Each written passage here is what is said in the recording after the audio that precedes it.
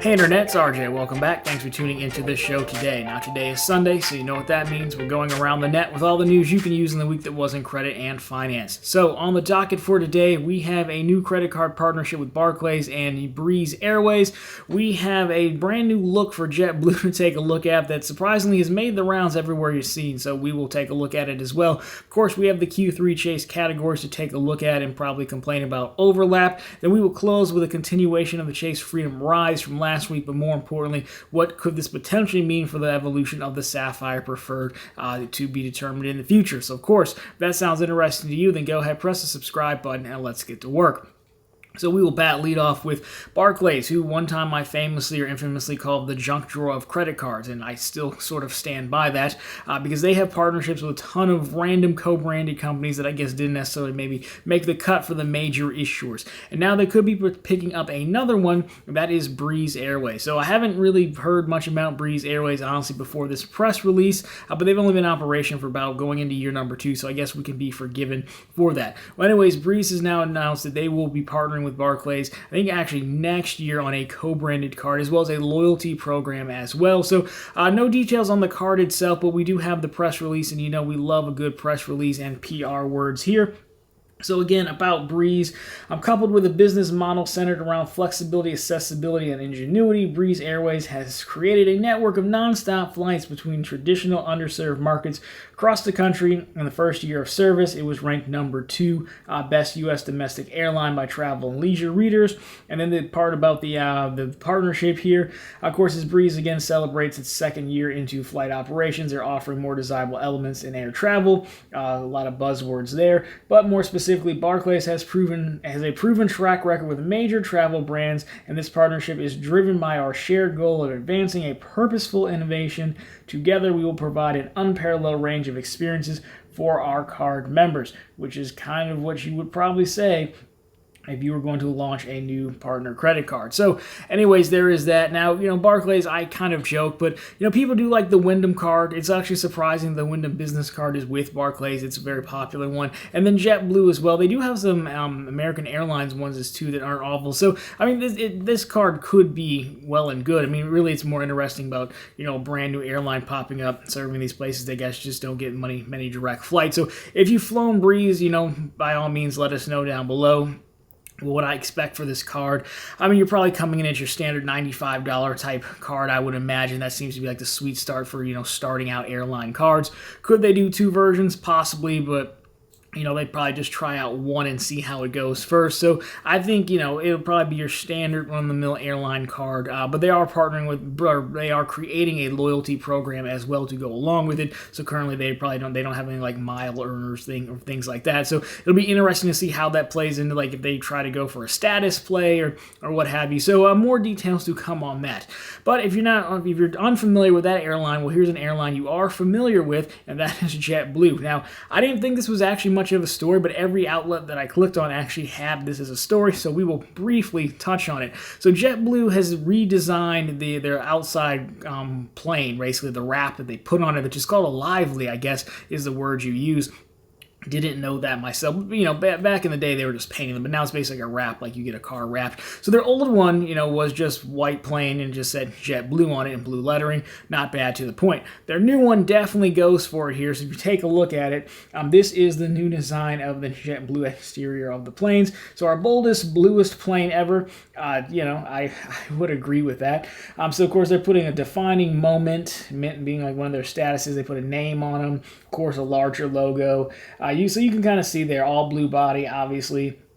I don't hate it, honestly. I mean, I think it's fine. It's not black, but, it's fine, right? I was surprised it was a story. But, I mean, I guess good for them because the reason they went so kind of, I'd say almost outlandish within Spirit is all yellow, so they're not too crazy, so everyone would talk about it and it would make the round. So there is the new JetBlue design. So if you have any strong comments or strong feelings about it, let us know down below. Personally, I don't really. I think it was probably like a marketing pitch. We got to wrap it somehow. If we do it, people will at least talk about it. People will see us on the runway, but generally all planes. I mean, you can point out the difference between a Delta and a United and things like that, but it's noticeable. Like Spirit planes are noticeable. I mean, it generally tells you which way to walk away from, right? Go to the other terminal. if you see a Spirit plane, but JetBlue, a little bit better. So there you go. Now, story everyone can get behind is the Chase category. So this time we are moving into the third quarter of the year. So that's going to start, of course, July 1st. Means we get some new categories. So this time around we have gas stations, which includes EV charging or electrical vehicle charging. So then we have live entertainment. Now we will need more detail on the live entertainment when the FAQ comes out, which Chase usually does publish a decent FAQ that gives you some actual examples of what counts, doesn't count. I would imagine concerts, sporting events. I don't know if that's going to extend to like movies and things like that. I think live entertainment means like a person performing, something like that. So they will probably give us more information like that. Now overall, again, gas stations is fine. I think the addition of EV charging is even better. Again, it's funny, the other day there were actually two older guys in the locker room at the gym just, arguing about EVs and not being about it and liking their gas and this, that, and the other. But anyways, despite their disdain for it, they're getting more popular. I think, was it Ford just signed a deal to be able to use Tesla superchargers as well. So I like the inclusion of that in the category. Now, there is overlap now with the Discover cards because they have gas as a category as well. But Discover also got digital wallets. So between the two, I think if you defaulted to digital wallet for Discover and defaulted to gas for Chase, or if it's the summertime, so if you have some live sporting events or live entertainment to go to, that could be fine as well. Then gas is just the easiest one. Obviously, gas stations sell gift cards. Speedway here, at least in the Northeast, Midwest area, is the one I go to for gift cards. You can partner with like your Speedy Rewards and kind of double stack points. I couldn't tell you what Speedy Reward points are worth, but usually it's enough to like cash out for another gift card or discounts on gas or what have you. So just a reminder, again, you do have to activate them. Activation, yes, activation is live now. Technically, the first day you can activate them is like the 15th of the last month of the quarter, so you can go in. You'll get emails for them. You have to activate them on every Freedom card, so you can do that, and then you get a while to activate them, but just make sure you do it now while you're watching this and it's top of mind. And of course, again, you know how it works. It's $1,500 on combined purchases in those categories per card. So sound off down below. Let me know if you're upset about the categories. What did you want to have seen? How will you use these? I'd love to get your thoughts on that, but overall, I don't think they're too bad there. Now, last story is kind of a continuation that we've talked about for the last 2 weeks ago. So that is the Chase Freedom Rise. Freedom Rise is officially out. It's actually on the website. I didn't think it was going to be on the website. They were leaning more for making it an in-branch play, but it is on the website. And I actually did recommend it to someone who is, probably late 20s, early 30s. Just didn't have a credit card, but did have some form of credit. And for that person, I don't think it's a terrible card again. So that is out now. It replaces the Freedom Student. Again, the Slate Edge did make the cut and it is still there. So that's not much of a story. But when we showed the documentation from Chase last week that we got from the Doctor of Credit, a few of you commented like, hey, is anyone going to talk about this Sapphire Preferred? And, for the most part, people really haven't mentioned this part. So if you take a look at it here, what you have is at the very top, you can see what's happening. So great news. We're all excited. We're making changes to our consumer credit cards. Changes include introducing a new card, discontinuing the Chase Freedom Student, what we talked about, and updates for the Chase Sapphire Preferred. But of course, let's start by reviewing the newest card, Freedom Rise. So we've gotten that part out of the way. The Freedom Rise is out. So what is up for the Sapphire Preferred? And obviously, they didn't go into any detail, so there will be more documentation coming to the bank branches sooner. And we could do wild speculation. This could also probably be its own standalone video of like what should happen to the Sapphire Preferred. And like the real question I think comes down to is no one knows, right? So this is just speculation for fun, but like, what can they really do? I think there's one thing that they can do. We'll put the card on screen for you so you can play along at home. And again, I do have the card myself. I picked it up when that in-branch offer. But I mean, really, it's kind of sort of stuck in the middle between two. A good card being the Freedom Flex, right? Because you got the 3X on dining. Well, so does the Freedom Flex. But you couldn't punch up higher than 3X on dining because you've got the Sapphire Reserve that also has 3X on dining. You've got the 2X on travel, but if you punch up to 3X, well, the Sapphire Reserve has the 3X on travel. So it seems like it's kind of stuck if you look at the multiplier-wise. I also don't think you want to mess around with that $95 annual fee. The $95 annual fee seems to be a sweet spot of sorts.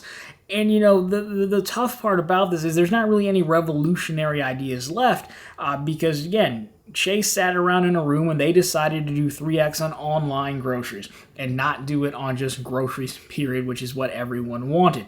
So they're probably not going to do that. Gas stations is the other one that people would generally like. It's a travel card. It would make it more of an all-arounder travel card. But again, they've decided not to, and Chase kind of defaults that to the Freedom cards, again, as we're just seeing gas stations is the last thing we just talked about.